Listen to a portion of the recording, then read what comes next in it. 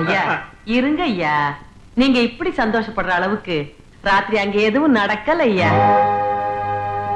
எப்படி சொல்ற நீ? நான் பொம்பளையா, மூஞ்சிய பார்த்த உடனே புரிஞ்சுக்குவேன்.